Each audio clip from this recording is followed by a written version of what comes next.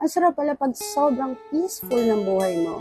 Pero magsisimula yan pag natuto ka mawalan ng pake sa mga bagay, sitwasyon, mga tao sa paligid mo na hindi naman nakakatulong sa peace of mind mo.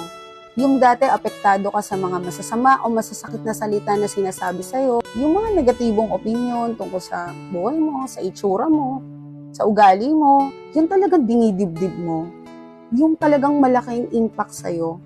Pero na-realize ko, bakit ako magpapa-apekto o bakit ko sisirain yung peace of mind ko sa mga taong wala naman ambag sa buhay ko? Simula na natuto akong mawalan ng pake at i-distansya ko yung sarili ko sa mga taong negatibo, sa mga taong toxic. Kaya simula nun, sabi ko, bakit ko sasayangin yung energy ko, yung oras ko sa mga taong toxic na hindi naman nakakatulong sa pang-araw-araw ko.